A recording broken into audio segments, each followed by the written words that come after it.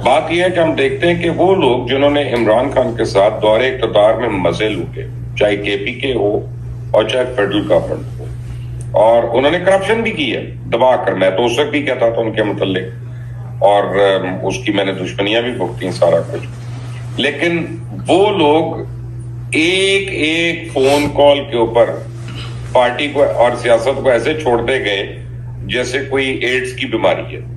और जो नए लोग हैं, नौजवान हैं, बच्चियां हैं, मैं तो बच्चियां ही कहूंगा, मेरी उम्र के मुताबिक तो बेटियां हैं, वो उन्होंने ऐसे ऐसे मारे खाई, ऐसे ऐसे डट गए कि हम भी सोचने पे मजबूर हो गए, जो मुखालफत कर रहे हैं, कि नहीं यार, ये मम्मी डैडी पार्टी नहीं है, ये जेन्युइन, ये बिलीव करते हैं इस बात में, चाहे गलत बिलीफ है चाहे सही बिलीफ है, लेकिन बिलीव करते हैं। तो जो असल तहरीके इंसाफ है, जिसने पावर एंजॉय की, वो तो कहीं गुम हो गई ना शेर अफजल। मेरा ख्याल ये है कि वक्त और हालात जो हैं वो इंसानों की सही छवि जो है वो अवाम के सामने भी लाता है, दोस्तों के सामने भी लाता है, और उनके सामने भी लाता है जो इनके मोहसिन होते हैं, जिनको खान साहब या पीटीआई अपने लीडर या क़यादत समझती थी।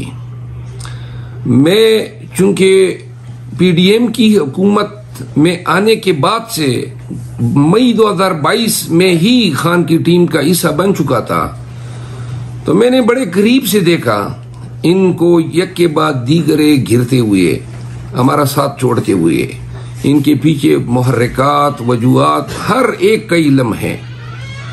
और मैं आपको बता दूं, जब 9 मई हुआ तो 11 तारीख को खान साहब जो हैं वो उसकी रिहाई का ऑर्डर हुआ, और 13, 14, 15, 16 ये हर रात खान साहब जो हैं उसको ये फिक्र लगी रहती थी कि आज कौन टूट रहा है। और आप यकीन करें कि बड़ा दुख हो रहा था उनको अपने साबिका साथियों के जाने का इब्तिदा में, और हमें बड़ी खिफ़त और खफगी होती थी जब हम खान साहब को बताया करते थे कि आज अभी फना चला गया है और फना चला गया है। तो 3-4 लोगों के हवाले से उन्होंने कहा ये वो लोग थे जो 12, 13 और 14 मई को गए, और ये मिसाल के तौर पे असद उमर भी थे उसमें, मिसाल के तौर पे इसमें फवाद चौधरी भी थे, परवेज खटक भी थे, महमूद खान भी थे। तो खान साहब की तवक्को इनसे बिल्कुल नहीं थी। उनका ख्याल था कि शायद जमीन जुम्बद न जुम्बद, गुल मोहम्मद न जुम्बद, कि ये नहीं हिलेंगे। तो जब ये लोग चले गए और 18 मई के बाद खान का रवैया मैंने देखा, तो इन 6 दिनों में खान साहब न कि सिर्फ इसको हजम कर गए थे, बल्कि खान साहब के रवैये में यह तब्दीली पैदा हो गई कि उन्होंने कहा कि अच्छा है और भी जाएंगे, और तथहीर है जो हो रही है। अलबत्ता इन लोगों को शायद खान साहब इसलिए कभी माफ न करें क्योंकि बकौल खान साहब के इन लोगों ने वो रास्ता बनवा दिया। अगर ये इब्तिदा में डट जाते और इनकार कर देते तो शायद हमारी क़यादत जो है वो इस बुरी तरह न टूटती। कैसे इनकार करते हैं शेर अफजल? कुछ का तो मुझे पता है, आप चाहते हैं तो मैं नाम ले देता हूं आपके। उनके लड़कियों के साथ होटलों के अंदर नाजेबा उनकी वीडियोस थी, कुछ के पैसे खाते हुए और रिश्वतें लेने के प्रूफ थे, एविडेंस थे। उन्होंने तो 1 सेकंड में जाना था। बिल्कुल आपकी बात सही है, मैं तस्दीक करता हूं कि जो हमसे गए इनमें से बेशतर जो थे उन पे उनके हवाले से शहादतें थी वीडियोस की, उनको ब्लैकमेल किया गया और वो डे गए। तैयार थे होने को, कोई करता नहीं है, खुद तैयार थे। अब मेरा ख्याल है कि कोई फिर अखलाकी तौर पे या अपने फैमिली टाइज को टूटने से बचाने के लिए उन्होंने ये तरजीह दी। फिर खिफत भी होती है। और मजे की बात यह है कि बहुत सारी वीडियोस जो हैं उस दौर में बनी थी जब पीटीआई खुद इख्तिदार में थी, और ये किया तरह ज्यादातर हिस्सा जो था वो फैज साहब का था। जनरल फैज हमीद। जी हाँ। वो क्यों? वो तो पीटीआई के हमदर्द थे। ये वीडियो जब सामने आई और ये इल्म हुआ कि ये उन्हीं का दौर था, तो फिर जो है वो शायद उस परसेप्शन में तब्दीली पैदा हुई। यानी वो ये चाहते थे किसी वक्त वो ब्लैकमेल करके पार्टी पे कब्जा कर ले, यही होगा ना? मेरा ख्याल शायद थोड़ा सा डिफरेंट है। हमारे लोग शायद ये समझ रहे थे कि वो हमारे हमदर्द हैं, लेकिन मैं ये समझता हूं कि वो एताजी वो बाजवा के लिए काम करते थे और बाजवा के तमाम टारगेट्स को जो हैं उन्होंने डिलीवर किया, अचीव किया। हमारा बन के उन्होंने हमें गुमराह किया, मिसगाइड किया, नाजायज लड़वाया। ये बहुत सारे काम उसके दौर में। सब सारों के मुतालिक आप बात करेंगे, मैं भी खटक के मुतालिक करूँ, आप बातें करेंगे फवाद के मुतालिक, अली जैदी के मुतालिक, महमूद खान के मुतालिक। लेकिन आप हो, खान साहब हो, बुशरा बेगम हो, आप में से कोई उस्मान बुज़दार का नाम नहीं लेता, आप में से कोई फराग गोगी का नाम नहीं लेता। ये क्या वजह है? ये लोग, हालांकि इन्होंने भी छोड़ा, ये भी भाग गए, दौड़ गए, इनका जिक्र नहीं होता। उस्मान बुज़दार जो है वो पीटीआई का लीडर नहीं था। वो उसका जो कद काट था, उसकी जो सियासी बसीरत थी, वो शायद उसको सारी उम्र भी लीडर न बनने दे। और वो एक फिल इन द ब्लैंक्स था।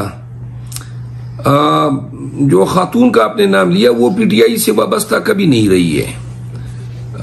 वो उसका पीटीआई का ना कोई ऑफिस होल्डर थी, ना ऑफिस बियरर थी। और दूसरी बात यह है कि इस खातून को न मैंने कभी डिफेंड किया है, लेकिन उस पर अभी तक जो कुछ भी उस पे लादा गया है वो सारे इल्जामात हैं। और तो मेरी जानकारी में आएगा तो आगे एविडेंस होगा ना, आपको भी पता है, आप तो वकील हैं इतने पाई के। वो ठीक है, लेकिन मैं अब इस वकालत में, पहले हम कहते थे कि जी कानून से भागो मत, क्योंकि जो कानून से भागता है कानून जो है उनको डिसोन करता है। अब इन वक्तों ने, बुरे वक्तों ने और कानून की बेरुखी ने मुझे ये एक सबक सिखा दिया है कि जहां पे क्लाइंट का मफाद ये डिमांड करे कि न इंसाफ हो रहा है, न तफ्तीश ईमानदारी से हो रही है, तो फिर इसी में खैर है कि क्लाइंट को भगाओ। और अब क्योंकि वकील के लिए तो जब हमें एतकाद है कि न तफ्तीशी ने उसके साथ शराफत से पेश आना है। ये क्या केसेस थे जो पीटीआई की क़यादत पे बनाए गए? ये कोई केसेस हैं जो खान साहब पे बनाए गए हैं? तो इन केसेस में जो लोग बैरून मुल्क रहे, देखिए ना, बहुत सारे हमारे लीडर्स बैरून मुल्क रहे, और जब ये इलेक्शन होने को थे या हो गए तो तब आए। तो वो लोग कम से कम इस दौर की जुल्म और जबर से तो बच गए ना।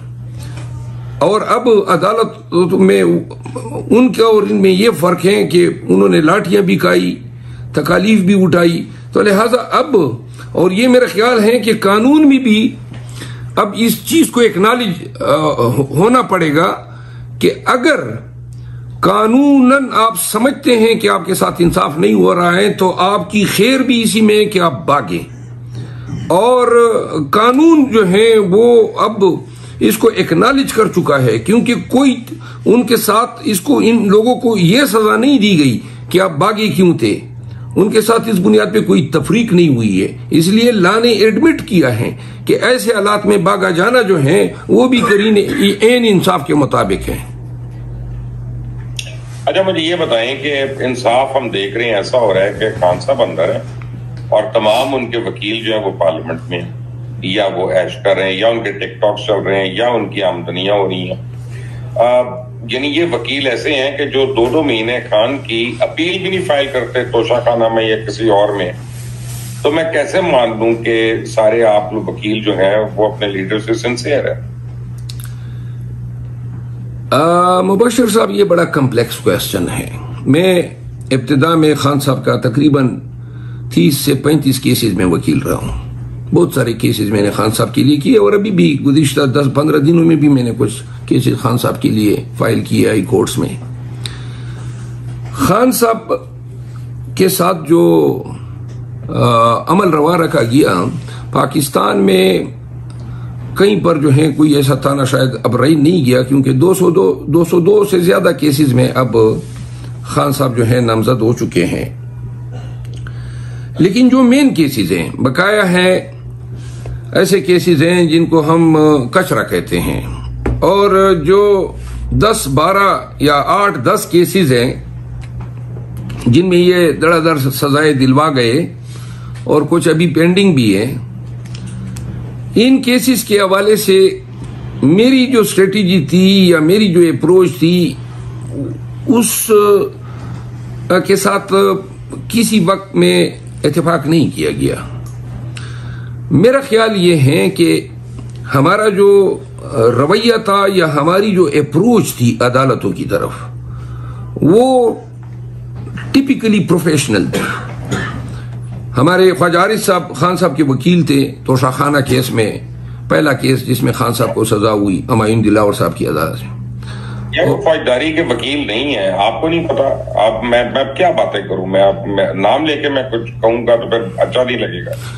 मैं आपको एक अर्ज करूं, वकील ही नहीं है, वो कैसे कर सकता उस केस को? मेरा ख्याल नहीं, ये डिबेटेबल पॉइंट है, लेकिन एक चीज मैं अर्ज कर दूं कि जो अदालत कर रही थी या जो हो रहा था ट्रायल के दौरान, खान साहब उस वक्त गिरफ्तार नहीं थे, तो रात को हम जब जूम की मीटिंग पे बैठ जाते थे या बनीगाला में बैठा करते थे, तो ये बात मेरी तरफ से हमेशा होती थी कि हम कोर्ट्स को सही अप्रोच नहीं कर रहे हैं। जो हमारी अप्रोच है, अब मैं आपको एक मिसाल दूं, हुआ ये कि जब ये तोशाखाना केस चल रहा था, तो तोशाखाना केस में डिसाइड हुआ कि ट्रायल जज से हम अदम एतमाद की मोशन उसके खिलाफ दायर करते हैं, पिटीशन दायर करते हैं, ताकि ये केस उनसे तब्दील हो जाए। वो दरखास्त मुझे अभी भी याद है कि वो दरखास्त 3 मई को दायर हुई, 3 मई को, और 3 मई को दायर की गई उस दरखास्त का फैसला जो था हाई कोर्ट ने 4 अगस्त को किया। यानी कि खान साहब को 5 अगस्त को सजा हुई, तो 4 अगस्त तक जो है वो दरखास्त फैसला न करवाई जा सकी। या ज्यादा से ज्यादा ये हो जाता ना कि हाई कोर्ट उस दरखास्त को खारिज करती थी, ये 1 हफ्ते में भी मुमकिन था। आपको कहते खड़े होके कि जी आप पे मुझे फेथ नहीं है, वो अपने आप को रिक्लूज कर लेते। उस जज साहब को हमने कहा था, ट्रायल जज साहब को, उसने कहा मैं रिक्लूज नहीं करता हूं। हमने हाई कोर्ट में भी तहरीरी दरखास्त दी चीफ जस्टिस साहब को कि आप भी रिक्लूज कर लें। उन्होंने भी वो हमारी पिटीशन जो है वो, आपको याद है मेरे साथ जवाद ख्वाजा साहब ने भी रिक्लूज नहीं किया था। ये हमारे जज करते हैं इस मुल्क में ऐसा। मैंने खुद ये देखा है कि ये आईन में ये सिकम है कि पाकिस्तान में आला अदालतों के जज जो हैं, वो अगर खुद किसी केस से अपने आप को अलहदा नहीं करते हैं, तो फिर पाकिस्तानी लिटिगेंट या शहरी के पास कोई भी लीगल रेमेडी नहीं है। आप उस जज के रहम करम पे हैं। तो लिहाजा बहुत से कॉमन लॉ जुरिस्डिक्शन में कॉन्स्टिट्यूशनल कोर्ट के जजेस के खिलाफ रेमेडीज अवेलेबल हैं, लेकिन पाकिस्तान में नहीं है, अमेरिका में भी नहीं है। मेरा ख्याल ये है कि इन वाकयात हालात ने हमें समझा दिया। अमेरिका में 2 नंबरी होती नहीं है जो यहाँ पे हो रही। आई एम सॉरी, मैं कंटेम्प्ट वाली बातें कर रहा हूँ, बट आई एम सॉरी। मेरा ख्याल है कि हम ये समझते हैं अगर वक्त आया तो हम ये रेमेडी और इसके अलावा अदालती निज़ाम की तस्हीह के लिए हमारे ज़हन में है कि सुप्रीम कोर्ट जो है, सुप्रीम कोर्ट ऑफ पाकिस्तान, वहां पे लोगों के केसेस ही नहीं लगते हैं क्योंकि ओवर बर्डन है, और फिर कॉन्स्टिट्यूशनल डिस्प्यूट्स भी उधर जाते हैं। और कॉन्स्टिट्यूशनल इख्तियार, अपेलेट इख्तियार, सिविल अपील इख्तियार, क्रिमिनल अपील इख्तियार, ओरिजिनल जुरिस्डिक्शन, इन तमाम इख्तियारात ने मिल के सुप्रीम कोर्ट ऑफ पाकिस्तान को मुजस्समा इख्तियारात बना दिया है। हम ये समझते हैं कि ये इंसाफ नहीं है कि एक इदारा इतना बाइख्तियार हो कि जो जिस तरीके से वो मुनासिब समझे वो उसी को इंसाफ कहें।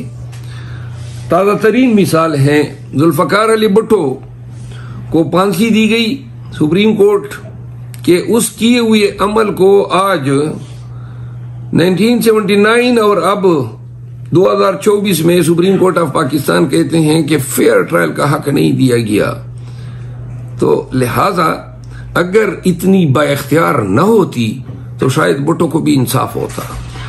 हमारे ज़हन में ये है कि इसका हल ये है कि कॉन्स्टिट्यूशनल कोर्ट अलहदा बनाई जाए पाकिस्तान की, और जो सिविल और क्रिमिनल अपील कोर्ट हैं, जिस तरह यूके में भी इस तरह का निज़ाम है, फ्रांस में है, ताकि जो इख्तियारात हैं और बहुत सारे दीगर इदारों में भी इख्तियारात की डिस्ट्रीब्यूशन होनी चाहिए। आप देखें ना, लेकिन ऐसे भी तो है ना कि कुछ जजेस हैं जो सिर्फ आपके हक में फैसला दे देते हैं, जो कोर्ट में देखते हैं मुलजिम को कह देते हैं गुड टू सी यू, और फिर जिसका जो दिल करता है वो पेशावर हाई कोर्ट चला जाता है और अपने फेवर की जजमेंट भी ले आता है वहां से ही। बरबर साहब, हम ये बातें भी तो देख रहे हैं ना, जो आपके खिलाफ हुआ है, मैं मानता हूँ हुआ है, तो वह आपके फेवर में जो बड़ी बातें हुई है ना, वो नहीं आप लोग मानते। अच्छा, मैं अब आपको अर्ज करूं ना, ये नून का बयानिया है जो अभी आपने बात की ना, नून ये बातें करती रही हैं। अब गुड टू सी यू से आप जरा थोड़ा सा उसका बनज़र अमीक जायजा लें। यही बंदियाल साहब थे जिन्होंने रात को अदालत लगाई, और उन्होंने रात को अदालत लगा के हमें मजबूर किया कि इक़्तिदार छोड़े। अगर इनकी अदालत न लगती तो अदम एतमाद की तहरीक जो थी या इनका जो ख्वाब था वो पूरा होना नहीं था। और रात को फिर इस्लामाबाद हाई कोर्ट भी उसी रात लगी। फिर आप देखें कि उमर अताब बंदियाल साहब के साथ PMLN ने बड़ी एक कामयाब स्ट्रेटेजी अपनाई। उन्होंने क्या किया, इसको डायरेक्ट एक्यूज किया, हरदसराइयां की, इस पे इल्जाम तराशियां की, इनके साथी जज इस पे की। इसका एक खातिर खा नतीजा ये निकला कि वो तमाम जज साहिबान जो हैं वो डिफेंस पे आ गए। बजाय इसका हल था कि ये कंटेम्प्ट की जुरिस्डिक्शन एज्यूम करते। जनाब अली ये खामोश रहे, फिर धरने तक नौबत आई, मौलाना साहब धरना लेकर रैली लेकर चले गए, जो जबान सुप्रीम कोर्ट के लिए इस्तेमाल हुई। अब आप उमर अताब बंदियाल साहब के दौर की एक नेकी बता दें, एक नेकी जो पाकिस्तान तहरीक इंसाफ के साथ उन्होंने की हो, और मैं 10 ऐसे काम बता सकता हूं जो जिसने हमारी बेखनी में कलीदी किरदार अदा किया। मिसाल के तौर पे इन्होंने फैसला किया कि जी सुप्रीम कोर्ट ने ऑर्डर किया कि जी पंजाब और KP में इलेक्शन हो जाए, और मेरा ख्याल है कि 14 मई की तारीख थी 2022 की कि इलेक्शन होंगे। KP का अपना पंजाब में KP उन्होंने कहा था अपने उसके मुताबिक। अच्छा, अब यही तो डिस्प्यूट था। सुप्रीम कोर्ट ने फैसला किया, इसके बाद भी बंदियाल साहब चीफ जस्टिस रहे, लेकिन जिस दिन ये अभी 9 मई नहीं आया है, 1 साल बाद 9 मई आती है, लेकिन उस फैसले को जिस बेदर्दी के साथ पामाल किया गवर्नमेंट ने, और उस रोज से बेतौकीरी शुरू हुई अदालतों की भी और रूल ऑफ लॉ की भी। न फिर सुप्रीम कोर्ट का जब ये हशर हुआ तो फिर तो हाई कोर्ट जो थे उन्होंने तो बिल्कुल ही इनकी हालत देख के बाद में जो वाकयात हुए तो उसने कानून की हुक्मरानी की पामाली के लिए कलीदी किरदार अदा किया। उस फैसले पे अमल दरामद न कराना, ये उस वक्त की चीफ जस्टिस ऑफ पाकिस्तान। एक मिनट जी, देखे ना, एक मिनट जी, अब गुड टू सी इनको कहा कि आपने वोट नहीं देना और वोट ना देने के बावजूद उनको नाअहल भी कर देना और उनके वोट भी काउंट ना होना। यार जुर्म हुआ नहीं, और मुजरिम बना के सजा दे दी गई। ये भी तो लाहौर हाई कोर्ट ने किया था। मेरी गुजारिश आप सुन ले, मैं अब गुड टू सी पे मैं बात करता हूं, फिर लाहौर हाई कोर्ट की इसका जवाब देता हूं। गुड टू सी क्या था? गुड टू सी ये था, एक तो बंदियाल साहब का आपको ये इल्म जरूर होगा कि वो अदालत में जो है ज्यादा कर्टियस, हमेशा अपनी लाइफ में कर्टियस रहे, वो हर एक के साथ इस तरह कलाम होते रहे, ये नहीं था कि खान स्पेसिफिक थे। अब हुआ ये कि उन्होंने खान की रिहाई का ऑर्डर किया, उसमें वो अकेले नहीं थे, उसमें अतर मिनल्ला साहब भी थे उनके साथ, और सिंध के जो जस्टिस साहब है वो भी। खान गिरफ्तार होता है हाई कोर्ट की प्रेमिसेस से, रेंजर गिरफ्तार करती हैं जब वो आया हुआ है एक लीगल रेमेडी के लिए, और एक्सेस टू जस्टिस हमारा आईन पाकिस्तान कहता है कि ये बुनियादी हक है। क्यों कर किसी शख्स को कानून की हक तक रसाई से महरूम करने के लिए इस तरह जिस अंदाज में उनको गिरफ्तार किया गया रेंजर ने, जिनका कोई गिरफ्तारी से कोई काम नहीं है, न कभी इन्होंने किसी सियासतदान को गिरफ्तार किया, ये पुलिस का काम है। और इसके बाद अदालतों के मुताद्दिद फैसला जाते हैं कि अगर कोई शख्स इंसाफ के लिए रास्ते में भी जा रहा हो तो उसकी गिरफ्तारी भी नहीं हो सकती है। रिपोर्टेड जजमेंट्स हैं, एक नेब का ये जो जस्टिस कयूम मरहूम साहब हैं, वो उस वक्त अटॉर्नी जनरल थे, और उस जमाने में बाबर अवान साहब, डॉक्टर बाबर अवान साहब अपने क्लाइंट को लेकर गए तो सुप्रीम कोर्ट के पार्किंग लॉट से उनको उठा लिया गया। नेब का केस था, नेब ने उठाया, तो उस शख्स को इसी अंदाज में छोड़ा गया जो रिलीफ खान साहब को दी गई। और अगर सुप्रीम कोर्ट ये न करती और सुप्रीम कोर्ट ये कहती कि ये दुरुस्त है, तो आप यकीन करें कि ये इतना डैमेजिंग होता, ये इतना खतरनाक फेल होता कि इसके बाद इदारों, पुलिस, ब्यूरोक्रेसी, इनके आगे कोई माई कलाल बंद बांध ही नहीं सकता था।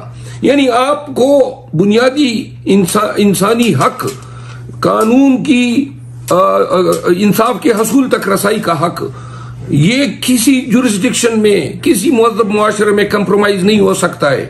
तो लिहाजा वो एक जायज रिलीफ थी, और उसमें सिर्फ बंदियाल साहब नहीं थे, हमारे बड़े लर्नड जज हमारे अतर मिनल्ला साहब जो हैं वो भी उस बेंच का हिस्सा थे। तो लिहाजा गुड टू सी और रिलीज ये हक बनता था इमरान खान का। अब आगे आ जाते हैं पेशावर हाई कोर्ट पे। मुझे नहीं, पहले पेशावर हाई कोर्ट का कहा ना कि वहां पे आपको रिलीफ मिलती है, तो हमें क्या रिलीफ मिली है? हमें रिलीफ मिली है पेशावर हाई कोर्ट में कि बल्ला हमारा वापस किया गया। बल्ला हम इसलिए गए, आपको पेशावर हाई कोर्ट बगैर किसी वजह के रिजर्व सीटें भी दे देगा केपीके में, मुझे तो लग रहा है। मैं आपको एक अर्ज करूं, ये अब आपका दूसरा ज़ेली सवाल आ गया, पहले सवाल का जवाब दूं। जब बल्ला हमसे ले लिया गया तो बल्ले इस बुनियाद पे लिया गया कि जो इंटर पार्टी इलेक्शन चमकनी के गांव में पाकिस्तान तहरीक इंसाफ ने कराई, जिसके नतीजे में बैरिस्टर गौर और उमर अयूब खान जो है अलग तरतीब चेयरमैन और सेक्रेटरी जनरल बने, वो पेशावर की जुरिस्डिक्शन में हुए थे। तो हम पेशावर हाई कोर्ट गए और उन्होंने हमें भला दिया। किन ग्राउंड पे दिया?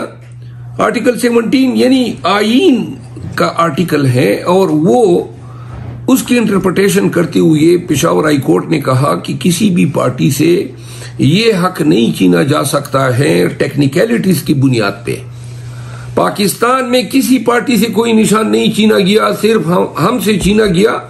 उन्होंने फैसला दिया डिवीजन बेंच 2 जज साहिबान ने, और फिर उस फैसले को जो है इलेक्शन कमीशन जो है पार्टी बनी हुई है, और उन्होंने जाके सुप्रीम कोर्ट में चैलेंज किया, और फिर सुप्रीम कोर्ट ने ये हुक्म सादिर किया कि बगैर बल्ले के ये जाएं। तो लिहाजा हमसे बल्ला सुप्रीम कोर्ट ने छीना, और इसके नताइज आज तक हम भुगत रहे हैं। 5 से 6 मिलियन। आपको भी पता है कि ये भी सुप्रीम कोर्ट का एक डिसीजन है, आप तो क्योंकि आ गया तो मैं उस पर क्रिटिसाइज कर सकता हूँ। ये दुनिया का वाहिद मुल्क बन गया है जहां पे इश्तहारियों को, मफरूरों को, मुलजिमों को इलेक्शन लड़ने की इजाजत मिलती है। ये दुनिया में किसी मुल्क में नहीं है। ये बिल्कुल आपने देखा ना, नवाज शरीफ साहब 4 साल से भगोड़ा थे, और यही निजाम उनको लाया, उसको अतकड़ी तक नहीं लगाई गई। ये एक नया कानून बना दिया गया मफरूरों के लिए।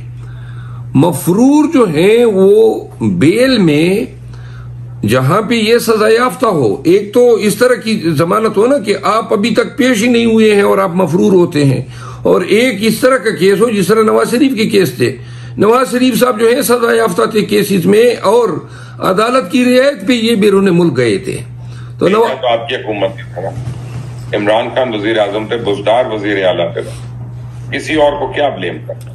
मैं आपको अर्ज करूं, नवाज शरीफ ने बेसिकली डील की हुई थी भाजपा के साथ, और उस डील के तो फेल जो हैं गए। बाद में उसने रिवार्ड दिया जब भाजपा का एक्सटेंशन का मैटर आया। ये 2019 में गए और भाजपा का एक्सटेंशन आया तो नून उनके साथ खड़ी हो गई, तो लिहाजा ये डील उनकी भाजपा के साथ थी। सर एक सेकंड, जो साइन करने वाली अथॉरिटी है वो तो चीफ एग्जीक्यूटिव है ना?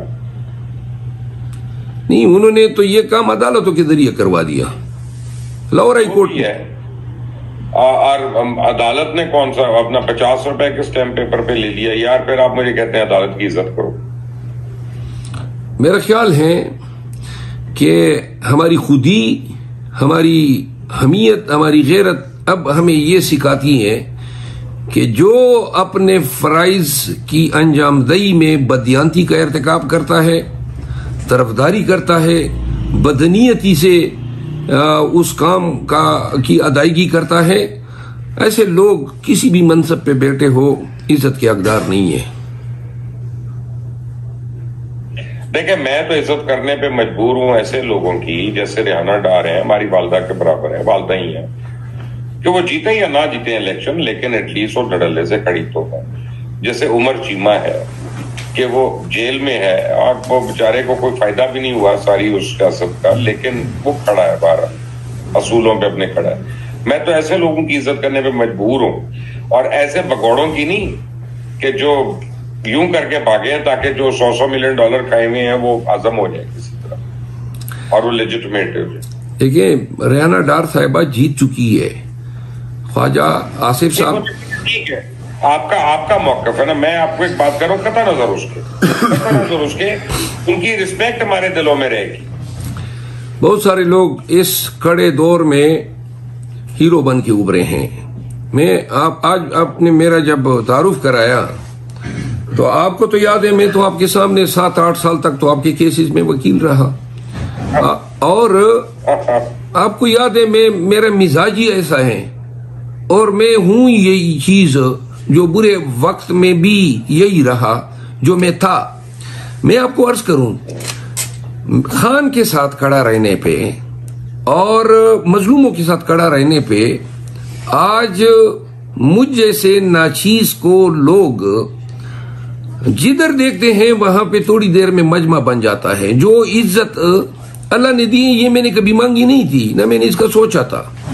अब आप मेरा तकाबुली जायजा कराएं परवेज खटक से, अली जैदी के साथ कराएं, वो चौहान के साथ कराएं, महमूद खान के साथ कराएं, या लोगों के साथ मैं आपका मुकाबला क्यों करूं?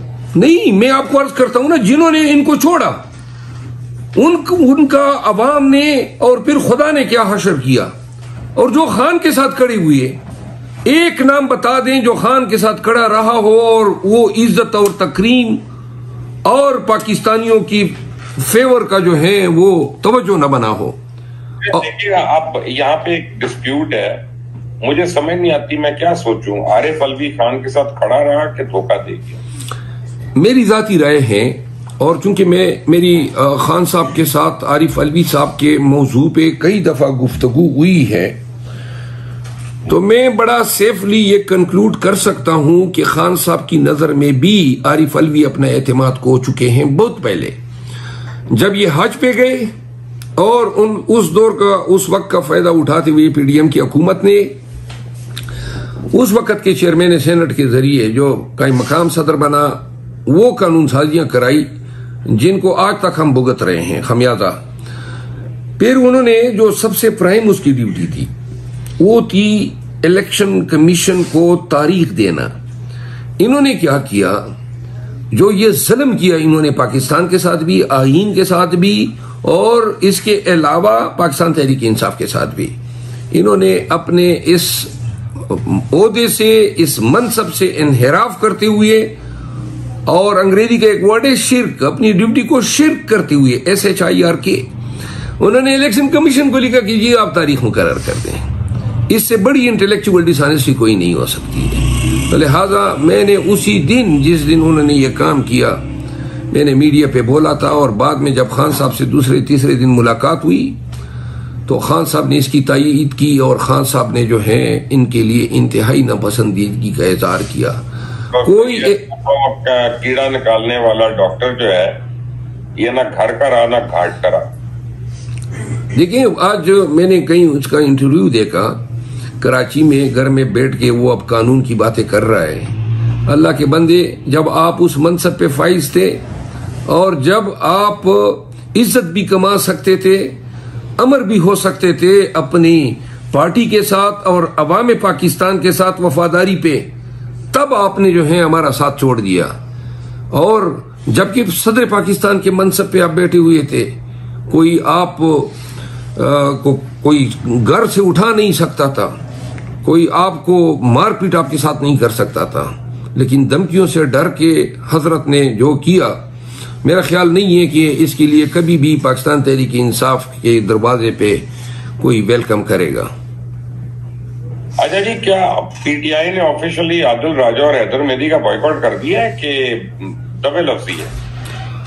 पाकिस्तान तहरीक इंसाफ ने इस मामले पे डिस्कशन की। ये मामला पार्लिमानी कमेटी में भी में ले गया, और ये मामला जो है खान साहब के नोटिस में भी आ चुका है, और बाकायदा तौर पे असद कैसर साहब ने इसका ऐलान किया, पूरी दुनिया को बताया कि ये इनके साथ हमारा कोई ताल्लुक नहीं है, और ये अगर PTI का नाम इस्तेमाल कर रहे हैं तो PTI के वर्कर्स को ये एडवाइस हुई है कि इनसे दूर रहें, इनको अनफॉलो करें, और इनकी किसी मुहिम का हिस्सा न बने। क्या ये सच है कि खान साहब को आला ओहदेदारों ने जेल के अंदर मुलाकातें की हैं? खान साहब जो है, खान साहब के साथ ये जो आला ओहदेदार का लफ्ज आपने इस्तेमाल किया, इसकी मैं नाम इसलिए लेता कि एक जर्नलिस्ट को तो आपने पहले ही उठवा चुके हैं, मुझे भी उठवाना है। नहीं, मैं आपको अर्ज कर दूं, देखिए ये उठवाया जाना भी अब रूटीन हो गया है, ठीक है ना जी। हमें हर वक्त मेंटली फिजिकली इस अमल के लिए तैयार रहना चाहिए। खान साहब के साथ जो है कोशिश हुई है कोई बातचीत की, और ये मैं पहले से वाज़े अल्फाज में तरदीद करता आया हूं, इनडायरेक्टली बेशक, जब वो अटक जेल में थे और इसके बाद जब अडियाला जेल ट्रांसफर हुए तो उस वक्त जो है सदर अलवी साहब जो हैं और एक लीडर थे, एक वक्त में वजीर इतलात रहे थे, मोहम्मद अली साहब थे या इस तरह कुछ नाम था, मेरे जहन से अब निकल रहे, बड़े दुरानी साहब, जी हाँ, दुरानी साहब ने अपना एक किरदार अदा करना चाहा। बल्कि मजे की बात आपको मैं ये बता दूं, अभी ताजा परवेज खटक साहब का मैसेज आया है कि मैं भी किरदार अदा करना चाहता हूं। उनसे क्या मेहरबानी, बद किरदारी कि मैं भी इसमें किरदार अदा करना चाहता हूं। तो ये खान साहब ने फिर ये किया, इतना मैं आपको ये कि अब जब ताजा हुआ तो इसमें फिर खान साहब ने सदर अलवी को इन्वॉल्व किया, और खान साहब का पैगाम जो है वो हमारी पार्टी के हमारे दोस्त हैं उमेर नियाजी साहब, वो सदर अलवी के पास ले गए। लेकिन चूंकि खान साहब मैंडेट की चोरी पे किसी भी तौर मुसलिहत से काम लेने वाले नहीं है, तो लिहाजा आज भी हम उधर ही खड़े हैं जो जब हम 9 मई की रात को खड़े थे। यानी कोई हमारे साथ न कोई फेवर है। ताज़ा तरीन आपने देखा ना, इन्होंने हमसे ये नशिस्तें छीन ली, रिजर्व सीटें, तो ये मुमकिन ही नहीं था अगर ताकतवर हलकों से कोई बात हमारी चल रही होती। असल में मरवत साहब सुबह को जो है ना, आपको पता है कल सुबह तो पहला रोजा है, चंद घंटे के बाद हमने सहरी भी करनी है इंशाल्लाह। तो मैं रमजान की आमद है इसलिए मैं कोई गलत अल्फाज नहीं इस्तेमाल करना चाहता, लेकिन मेरी दिल की ख्वाहिश है कि आप लोग की अब केपी के असेंबली में इतनी बाज़े अक्सरियत है और आप लोग वहां पे दंदनाते फिर रहे हैं, तो जरा परवेज खटक पे मालन जब्बा केस में, BRT केस में, ये बाकी वो डैम कंस्ट्रक्शन में, इन सारी सुनामी जो है मिलियन ट्री सुनामी, इनके जरा आप हिसाब भी तो निकाले ना वहां पे पकड़ के, पता तो चले ना कितने बिलियन खाया है इन्होंने जो अब ये फैसिलिटेट करना चाह रहे हैं। किस लिए फैसिलिटेट करेंगे, क्यों करेंगे?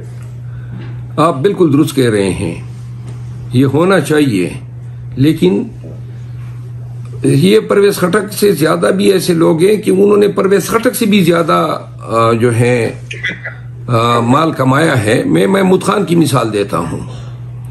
महमूद खान ने जो दौलत कमाई है और जिस अंदाज में कमाई है, बिलखसूस माइनिंग के शोबे से, और भी बहुत सारी चीजें जो हैं उनकी हमारे रेडार पे आई हैं। लेकिन मैं बहैसियत वकील, और जब हमारा नारा ये है कि हम कानून की हुक्मरानी पे यकीन करते हैं, तो लिहाजा सरकार के इख्तियार को अपने जाती इंतकाम की तशफ़ी के लिए इस्तेमाल करना ये कानून के हुक्मरानी के नोशन से जो है मुतज़ाद है। अलबत्ता ये जरूर मैं कहूंगा कि जहां जिस शख्स को कानून जिस तरह ट्रीट करता है वो उसी तरह ट्रीट होगा।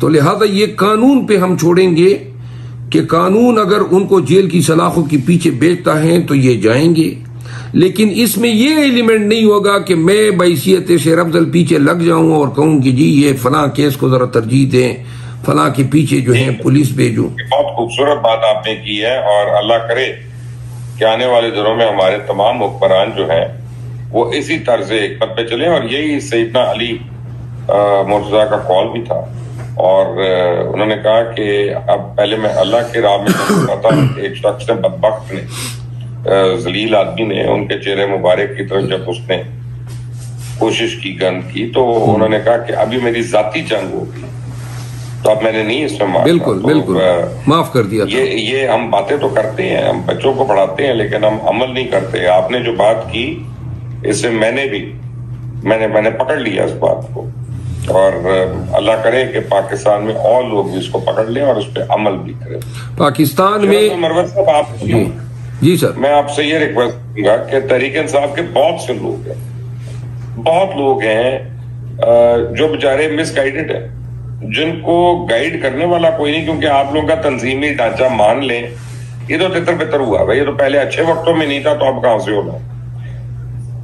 तो अब कम से कम हम कोई 2, 3, 4 हफ्ते में एक दफा जरूर हम एक नशिस्त करें जिसमें जब लोगों के सवालात आते हैं और पार्टी के आपके सपोर्टर्स के आते हैं तो उनके जवाब तो उनको मिल जाए, और आप उनके जो गिले शिकवे हैं वो अपने बानी पार्टी को उनको तो बचाएं कि भाई ये लोगों की आवाज है और ये वो शिकायत कर रहे हैं, ताकि कम्युनिकेशन तो हो ना आपके तो बीच में। लोग अदालतों के आगे झूठ बोलते रहे हैं जाके कि आप इमरान खान के केसों में, और अदालतों से झाड़ खा के बाहर आ गया। मैं क्या कहूं, सारे हमारे दोस्त हैं, सारे हमारे जानने वाले हैं। आपकी बात दुरुस्त है, और ये पंजाब में हमारी तंजीम जो है, बिलखसूस पंजाब में हमारी तंजीम जो है वो अफरा तफरी का शिकार है, और ज़रूरत है कि हम टीयर 1 और टीयर 2 की तंजीमें हर सूबे में रखें, ताकि ऐसे हालात रहें तो टीयर 2 टेक ओवर कर सकें। अब जो है जब हुकूमत या इख्तियार जो है, शायद मैं अब ये कहने में एक बजानिब हूँगा कि फिल वक्त मुझे ये नजर आ रहा है कि इख्तियार जो है अब सही मानों में पुलिस या डीसी खुद इस्तेमाल कर रहा है। पहले ये डीसी और पुलिस जो है ये इस्तेमाल होते थे, तो इस्तेमाल होने में ये इनके अमल जो था ना वो इतना तेजतर होता था, इतना मुज़िर होता था, इतना नागहानी हुआ करता था। लेकिन सियासी वर्करों ने तो सारी उम्र इनको तो भुगता है, लेकिन इनका वो रूप इसलिए तेज था या मौलिक था क्योंकि वो इस्तेमाल हो रहे थे। अब जब ये असेंबलियां बनी है, मैं खुद जाती तौर पर ये फील कर रहा हूं कि शायद अब हमारा वास्ता जो है वो अब पुलिस मीन्स पुलिस से पढ़ने वाला है, या सरकार मीन डीसी से पढ़ने वाला है, या डीपीओ या आईजी से पढ़ने वाला है। ये थोड़ी सी आसानी है मेरा ख्याल है, जब तक कि दोबारा कोई ऐसे हालात न पैदा किए जाए कि इनका इख्तियार जो है वो दोबारा कोई कंट्रोल में न ले। तो लिहाजा मनोज साहब आपका ना आज मैंने बड़ा वक्त लिया और मुझे पता है आपने पेशावर भी निकलना और आप रात के इस टाइम पे आप मेरे साथ मौजूद हैं। सवाल तो बड़े हैं लेकिन इंशाल्लाह अगली दफा फिर ठीक है। जब आप कहेंगे कहीं पे टूटा इसलिए नहीं कि मैं चाहता हूं एक दफा आपका भी मौकफ और आपकी पार्टी का मौकफ भी लोगों को खुलकर पता चले, फिर मैं अपने इख्तलाफात करूं कि हाँ जी मुझे तो इस बात से इख्तलाफ है। तो आज मैंने ज्यादा इसलिए आपको बीच में काटा पेटी नहीं की है। अगली नशीस पे फार्म 45 और फार्म 47 पे बात करेंगे। अगली नशीस पे मैं पेशावर हाई कोर्ट का भी बताऊंगा कि उस पे जो इल्जामात लगते हैं उनके पीछे हकीकत क्या है। अगली नशीस पे मैं आपको ये भी बताऊंगा कि पाकिस्तान तहरीक इंसाफ के बेशतर जो लीडर्स हैं वो 9 मई के बाद कुछ तो छोड़ गए और कुछ कंप्रोमाइज हुए, कुछ सहूलतकारी करते रहे और बाद में उन लोगों ने भी हमें छोड़ दिया। फिर जो है किस तरीके से जो है हम अभी तक खान साहब को वो कानूनी अचीवमेंट जंग में नहीं दिला सके जो कोई भी दूसरे मुल्जिम को जो है हासिल हो चुकी होती। फिर जो है बहुत सारी चीजें और हैं, बैनुल अक़वामी सियासत पे भी कुछ बोलना था, लेकिन जब भी आप नेक्स्ट नशिस्त रखेंगे मैं आपको ये भी बताऊंगा कि किस तरीके से हमने केपी में कन्वेंशन का आगाज किया।